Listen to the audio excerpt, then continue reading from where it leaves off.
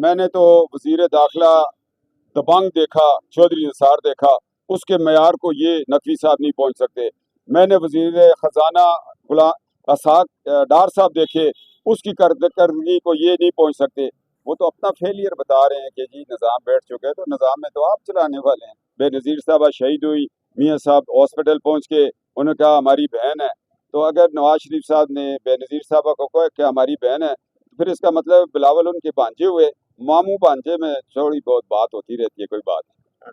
ہمارا بچہ ہے، ہماری طرح کچے گھر سے اٹھ کے گیا ہے، اس کے ساتھ ہمارا کوئی مقابلہ نہیں ہے۔ وہ بھی کام کرے، ہم بھی کام کریں گے۔ میں ایک ایسے بچے کو کیوں تنقید کا نشانہ بناؤں جو میری کلاس سے اٹھ کے گیا ہے، جو کچھ کر رہا ہے؟ مقابلہ ہوگا 2028 الیکشن میں ہوگا، وہ بچہ کام کرے، میں اس کے ساتھ ہوں۔ مجھ سے فنڈز چاہیے، میں ان کو دیتا ہوں۔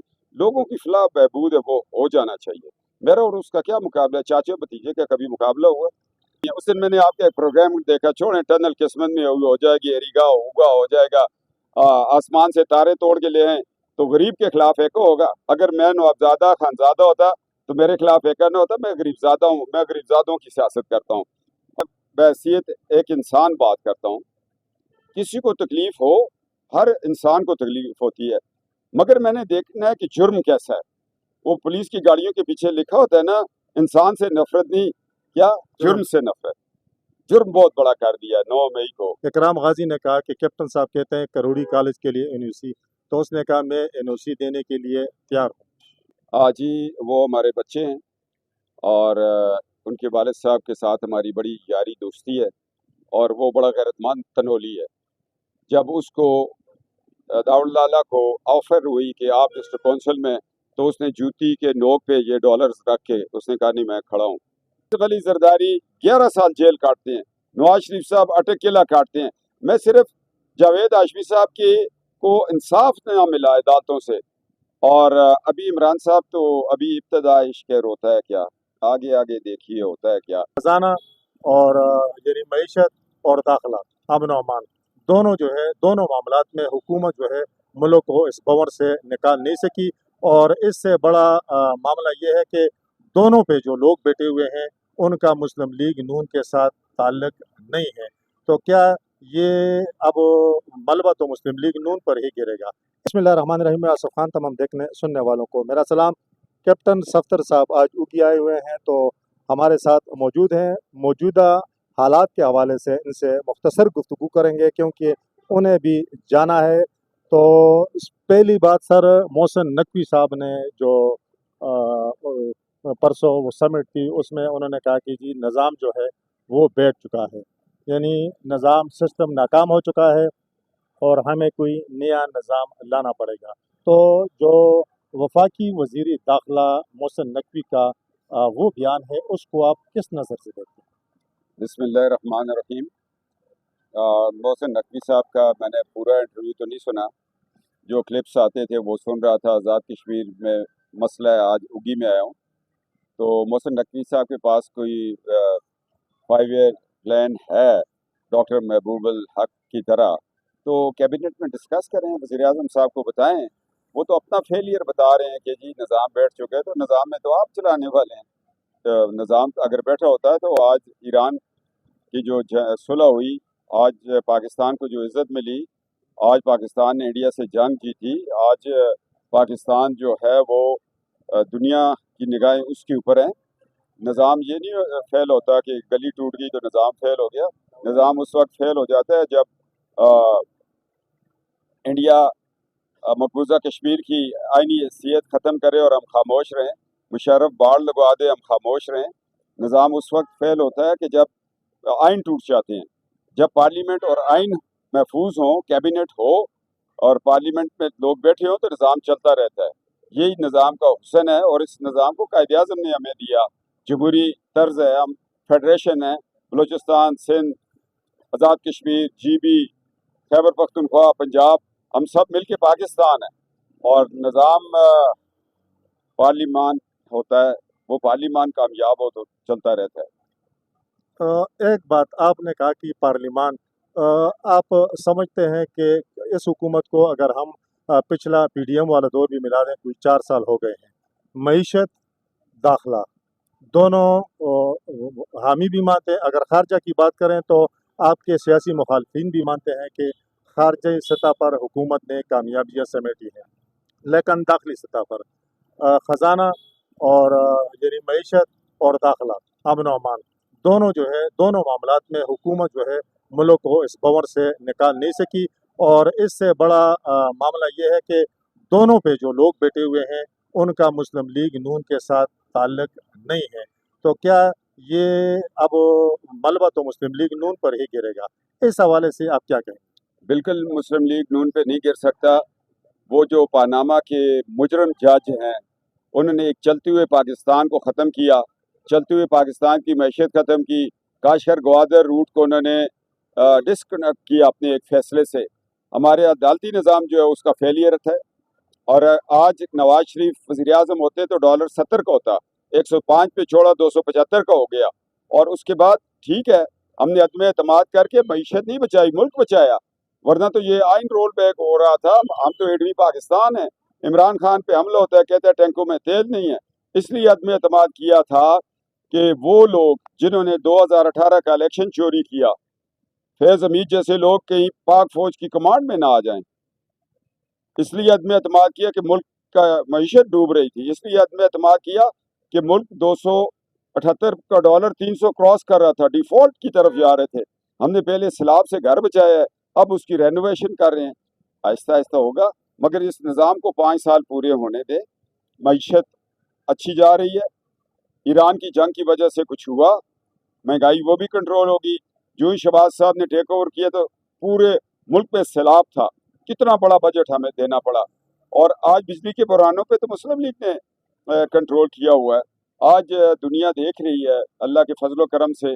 آپ مجھ سے 2028 میں یہ سوال کرنا، پھر میں آپ کو نتیجہ دوں گا. ابھی تو اسٹوڈنٹ کمرہ امتحان میں بیٹھا ہے، 10 سوالوں کا جواب ہے، 3 گھنٹے ٹائم ہے. تو آپ آدھے گھنٹے میں پوچھ لیں کہ جی ہمیں بتاؤ 10 سوال کیوں نہیں لکھے، اس کو 3 گھنٹے ٹائم دے، 10 کا 10 سوال کریں گے. یعنی بحیثیت وزیر داخلہ محسن نقوی صاحب اور بحیثیت وزیر خزانہ اورنگزیب صاحب، آپ ان کی کارکردگی جو ہے اس سے مطمئن ہیں، اور ملک کی جو موجودہ صورتحال ہے اسپیشلی مہنگائی جو ہے، باقی جو معاملات ہیں، آپ کہتے ہیں کہ ذرا اس سے ہم نکل آئیں گے، ان کی کارکردگی ٹھیک ہے؟ میں نے تو وزیر داخلہ دبنگ دیکھا، چودھری نثار دیکھا، اس کے معیار کو یہ نقوی صاحب نہیں پہنچ سکتے. میں نے وزیر خزانہ اسحاق ڈار صاحب دیکھے، اس کی کارکردگی کو یہ نہیں پہنچ سکتے. میں ان دونوں کا کمپیریزن کرتا ہوں. چودھری نثار اور اسحاق ڈار اپنی اپنی منسٹریوں کے ہیرو تھے. یہ جو ہیں ابھی اسٹوڈنٹس ہیں ان کے سامنے. سر پی ٹی آئی 5 اگست کو کہہ رہے ہیں کہ سیمی فائنل ہے عمران خان کی رہائی کی تحریک کا، اور جلسہ پشاور میں ہونے جا رہا ہے. تو آپ اس کو ڈومیسٹک کا میچ سمجھتے ہیں یا آپ سمجھتے ہیں کہ یہ انٹرنیشنل میچ ہوگا؟ میں یہ سمجھ رہا ہوں کہ حلیمہ باجی ہماری بہن ہے، بہنیں سب کی برابر ہوتی ہیں. وہ ان لوگوں کے پیچھے چل پڑی ہے جو یہ چھجڑ کے نودولتیے کہتے تھے، لمبے منہ والا، گھوڑے کے منہ والا، ہم اس پہ لعنت بھیجتے ہیں. کل اس پہ لعنت بھیجی، آپ اس کی کیسے رہائی ہوگی یار؟ مومن ایک سوراخ سے 2 دفعہ نہیں ڈسا جاتا. تو حلیمہ صاحبہ ذرا ماضی دیکھ کے لوگوں کا اعتماد کرنا. یہ آدھے راستے میں چھوڑنے والے لوگ ہیں. پتہ نہیں انہوں نے آگے ساتھ بوجھ کس کے لیے کی ہو. اعظم چھجڑ تو کوئٹہ میں ایک بیان دے گیا تھا کہ خدا دا واسطہ ہے اساں کون چھوڑو، کچے زرچے تے کچے امرود اسی نہ کھا کے جیلا بیچ. تو سر کچیاں گاجراں نیشنل گورنمنٹ کی بھی باتیں ہو رہی ہیں، ریفرنڈم کی بھی باتیں ہو رہی ہیں، نئے صوبوں کی بھی باتیں ہو رہی ہیں. آپ کیا سمجھتے ہیں پاکستان کو اس وقت نئے صوبوں کی زیادہ ضرورت ہے یا مضبوط بلدیاتی نظام کی؟ میں یہ سمجھتا ہوں کہ صوبے بنیں گے. پہلے اگی تحصیل نہیں تھی، یہ تحصیل بن گئی. اب ہم اگرور اور تناول کے ضلعوں کی ڈیمانڈ کر رہے ہیں. کوہستان ضلع 1 تھا، 2 ہو گئے، 3. یہ چیزیں ساتھ ساتھ ہوتی رہیں گی، کیونکہ جب چیزوں کو کنٹرول کرنا ہوتا ہے تو پھر اس میں ایڈمنسٹریٹو یونٹس بنتے ہیں. اس کو پولیٹیکل سلوگن نہیں بنانا چاہیے. ضرورت ہوئی تو یہ چیزیں پایہ تکمیل کو پہنچ جائیں گی. اور دوسرا آپ نے ایک سوال کیا، میں نے کہا صوبے زیادہ ضروری ہیں یا مضبوط بلدیاتی نظام؟ میں سمجھتا ہوں کہ اس وقت معیشت کی طرف توجہ ضروری ہے. اور جو وفاق میں حکومتیں آئین کی طرف ہم دیکھ رہے ہیں اگر آئین ہمارا مضبوط ہوگا تو صوبے بھی بنیں گے، معیشت بھی ٹھیک ہوگی، پارلیمانی نظام بھی چلے گا اور جماعتوں میں اتحاد بھی چلتا رہے گا۔ سب سے پہلے ہم نے اپنے ووٹ کی طاقت جو ہے اس کو محفوظ رکھنا ہے۔ آپ نے علیمہ باجی کی بات کی، تو عمران خان کو بھی کوئی 3 سال میرا خیال ہے ہونے کو ہیں، تو کیا سمجھتے ہیں پاکستان میں یہ جو سیاسی کشیدگی ہے اس کے خاتمے کا، اور سیاسی جماعتوں کے اندر جو اس وقت ایک قسم کی دشمنی لگی ہوئی ہے، اس کا خاتمہ کس طرح ممکن ہے؟ آپ کے پاس اس کے لیے کوئی لائحہ ہے؟ دیکھیں، عمران صاحب اور ان کی مسز جیل میں ہیں، اس کرب سے ہم بھی گزرے، مگر عمران صاحب پہ کچھ سیاسی نہیں ہے۔ انہوں نے 9 مئی کو سالمیت پاکستان پہ حملہ کیا، انڈیا خوش ہوا، ہمارے چینلز نے تو صرف چھوٹی چھوٹی فوٹیج چلائی، انڈیا نے اس پہ پروگرامز کیے۔ یہ نہیں ہونا چاہیے۔ یہ اب ریاست پاکستان اور عمران کا آپس میں کیس ہے، دفاع پاکستان، استحکام پاکستان، یہ اس کے ساتھ لنکڈ ہے۔ اور ماضی میں جاوید ہاشمی 5 سال 4.5 سال ان کی ضمانت نہیں لگی۔ آصف وہ علی بھی تو آج زرداری کل ان کے ساتھ ہے نا۔ آصف علی زرداری 11 سال جیل کاٹتے ہیں، نواز شریف صاحب اٹک قلعہ کاٹتے ہیں۔ میں صرف جاوید ہاشمی صاحب کو انصاف نہ ملا عدالتوں سے، اور ابھی عمران صاحب تو ابھی ابتدا عشق ہوتا ہے کیا، آگے آگے دیکھیے ہوتا ہے کیا، کن لوگوں کی ٹیم کے ساتھ عمران خان کھیل رہا ہے، اور کیا اعظم چھڑائے گا، لیکا چھڑائے گا، یہ تو نہیں چھڑا سکتے، باقیوں کا مجھے نہیں پتا۔ نہیں، آپ کے دل میں کوئی نرمی ہے اس کے لیے؟ کوئی چھڑانے دیکھیں، کا کوئی راستہ ہے؟ میں ایک حیثیت ایک پولیٹیکل میں لیڈر، پولیٹیکلی میں بحیثیت ایک انسان بات کرتا ہوں۔ کسی کو تکلیف ہو، ہر انسان کو تکلیف ہوتی ہے، مگر میں نے دیکھنا ہے کہ جرم کیسا ہے۔ وہ پولیس کی گاڑیوں کے پیچھے لکھا ہوتا ہے نا، انسان سے نفرت نہیں، کیا جرم سے نفرت۔ جرم بہت بڑا کر دیا 9 مئی کو ہماری نوجوان نسل۔ سورت نور کا میں رات کو حوالہ دیا۔ سورت نور اللہ تعالیٰ فرماتے ہیں جو ایمان والوں میں بے حیائی پھیلائے اس کی دنیا بھی خراب، آخرت بھی خراب۔ اے لوگو، میں جو سمجھتا ہوں تم نہیں سمجھ۔ سر، پیپل پارٹی نون کے درمیان کافی اس وقت جو ہے وہ لڑائی لگی ہوئی ہے، ایک دوسرے پر الزام تراشیاں۔ بلاول کہہ رہے ہیں کہ یہ فارم 47 کی پیداوار ہے، وہ کہہ رہے ہیں اگر ہم فارم 47 کے ہیں تو آپ کون سے 45 کے ہیں؟ تو سر، یہ لڑائی، اس کا انجام کیا ہوگا؟ دیکھیں، ہم میثاق جمہوریت کے پابند لوگ ہیں۔ آصف علی زرداری صاحب کو عزت کی نگاہ سے دیکھتے ہیں، بلاول صاحب کو عزت کی نگاہ سے دیکھتے ہیں۔ ایک نئی لیگیسی لے کے لوگ چل رہے ہیں سیاست میں، یہ نوک جوک، یہ ایک دوسرے پہ بیان ہوتے ہیں۔ میثاق جمہوریت، بے نظیر صاحبہ شہید ہوئی، میاں صاحب ہاسپٹل پہنچ کے انہوں نے کہا ہماری بہن ہے۔ تو اگر نواز شریف صاحب نے بے نظیر صاحبہ کو کہا کہ ہماری بہن ہے، تو پھر اس کا مطلب بلاول ان کے بانجے ہوئے۔ ماموں بانجے میں تھوڑی بہت بات ہوتی رہتی ہے، کوئی بات نہیں۔ اچھا سر، آخر سر، جو لوکل مسائل ہیں، شکوے تو آپ کو بھی بہت ہیں، ہاں لیکن سوشل گلی ٹنل، جی، اور اس کے علاوہ آپ نے کہا تھا کہ ادھر گرڈ بنے گا ریگا میں، دونوں کا سر مستقبل کیا ہے؟ دربند میں بجلی کا بہت بڑا ایشو ہے، اس حوالے سے کیا کرنے جا رہے ہیں؟ کیونکہ یہ وفاق سے ریلیٹڈ مسائل۔ جی، وفاق سے ریلیٹڈ ضرور ہے، مگر جیتے ہوئے لوگوں سے یہ سوال پوچھیں آپ۔ ہم تو اگر ہم میچ آپ سے پوچھ رہے ہیں تو جی اس کا مطلب ہے کہ نہیں، ہم تو ہم میچ صحیح کو بندے سے پوچھ رہے ہیں۔ ہم میچ کو باہر بیٹھ کے دیکھ رہے ہیں۔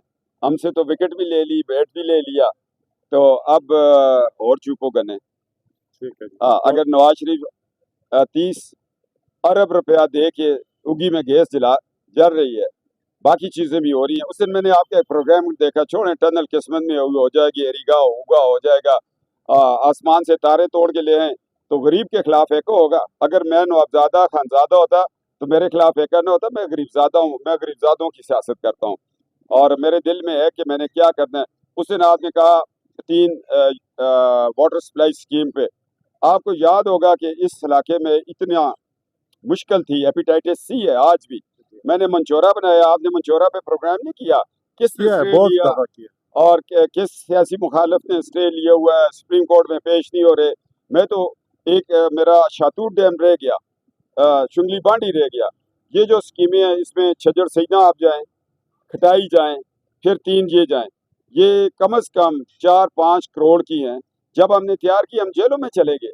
اس کے بعد نیب نے ٹیک اوور کر دیا، نیب نے ان کی انکوائریاں کی۔ اس کے دوران جو لوگ تھے جن کی امانتیں تھیں، لوگوں نے پائپس چوری کر لیے، ہمیں کسی نے خبر ہی نہیں کی۔ ट्रांसफार्मर लोगों ने संभाल के रखे हैं, मोटर्स संभाल के रखी हुई हैं। अब इंशाअल्लाह ताला इस पे मजीद हमारा पैसा लगेगा, मगर सूबाई हुकूमत हमारी मुखालिफ है। वो अगर इसको टेक ओवर करे तो दूसरे दिन ये चल पड़ेगी। हमने एक स्कीम चलाई मगर 1 महीने का किसी ने बिल ही नहीं दिया। ठीक है सर, आपने चूंकि सूबाई हुकूमत का जिक्र किया तो मुझे याद आ गया, इकराम गाजी ने कहा कि कैप्टन साहब कहते हैं करोड़ी कॉलेज के लिए एनओसी, तो उसने कहा मैं एनओसी देने के लिए तैयार हूँ।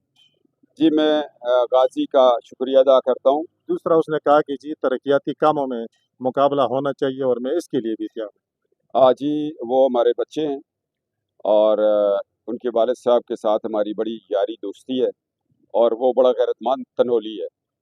जब उसको दाऊद लाला को ऑफर हुई कि आप डिस्ट्रिक्ट कौंसिल में, तो उसने जूती के नोक पे ये डॉलर्स रख के उसने कहा नहीं मैं खड़ा हूँ।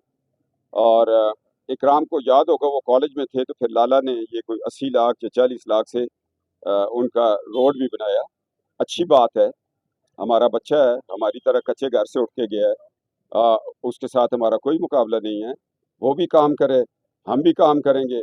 मैं एक ऐसे बच्चे को क्यों तनकीद का निशाना बनाऊं जो मेरी क्लास से उठ के गया है, जो कुछ कर रहा है। मुकाबला होगा 2028 इलेक्शन में होगा। वो बेचारा मैं